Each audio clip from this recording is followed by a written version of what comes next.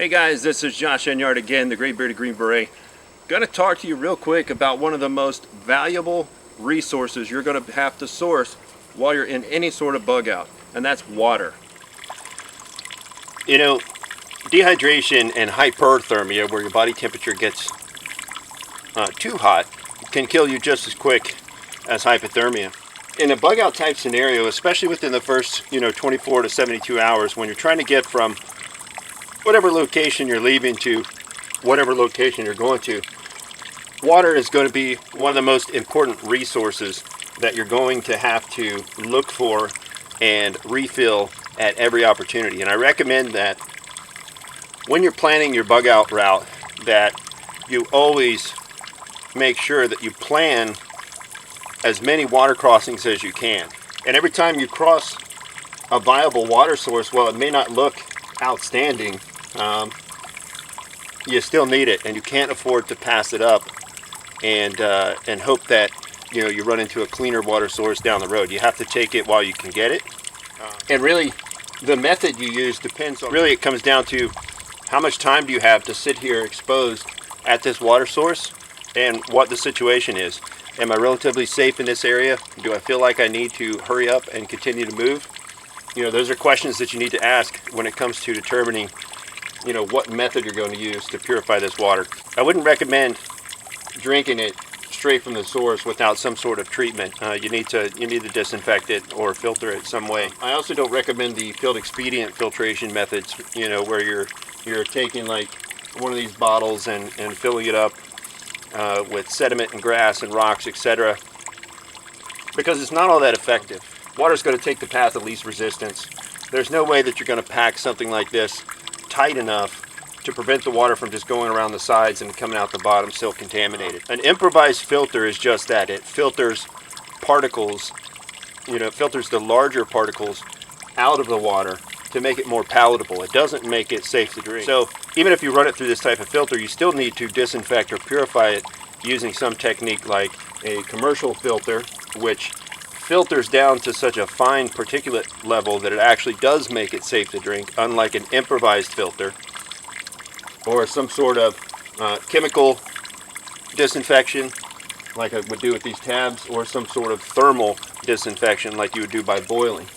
Assuming that I have time and my situation permits, the first thing I'm going to do is I'm going to take this opportunity, since I have a spot to refill, and I'm going to drink the remainder of whatever fresh water I have so that I can hydrate.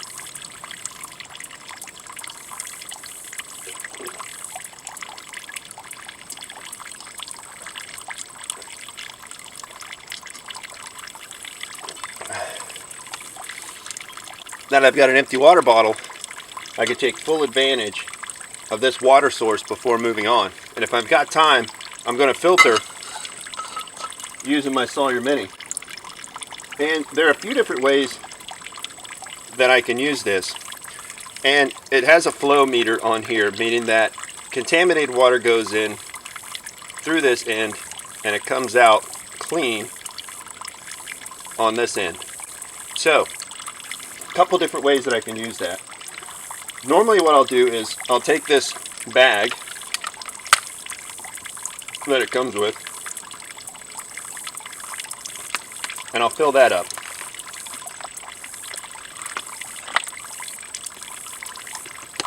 And I could take it from this more stagnant pool, but I can try to get it from up here as well. Let me get it where it's flowing.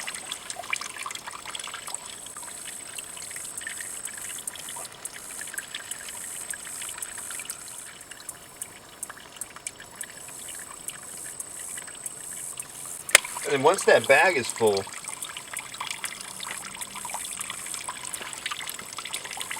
I have a couple different options. I can screw my Mini right on top of that bag,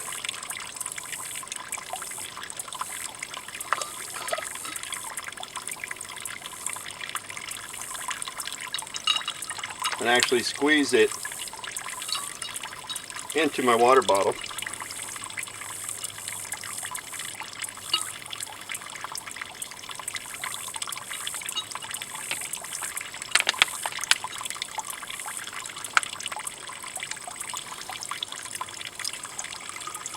like this, and I can keep doing that until it's full. Once it's full, this is ready to go.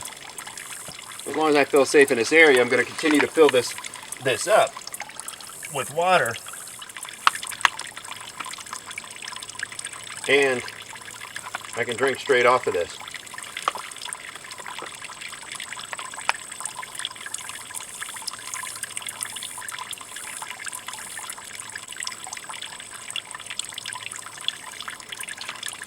Now that gives me a couple of options. I can knock out some hydration as long as I feel safe right here. And when I leave this point, I've got a full water bottle to continue on.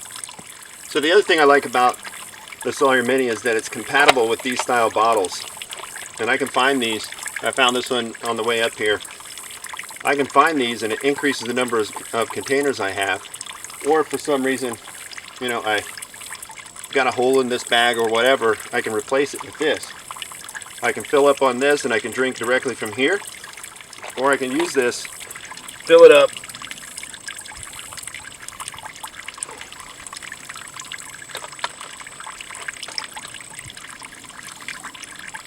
and squirt that filtered water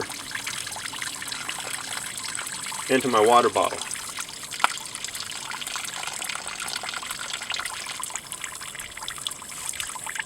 Another way I can use this is if I've got an open top style container.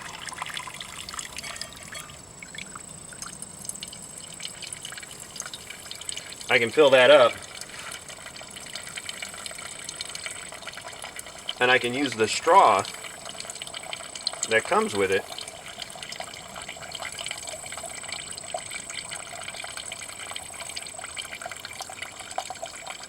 and either drink directly from the water source or directly from a container of contaminated water.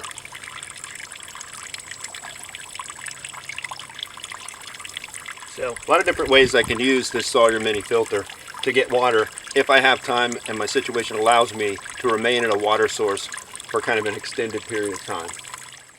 If I don't have time, as I come up to a point where I can get some water, I can fill this up directly from the stream and just use one of my water purification tablets.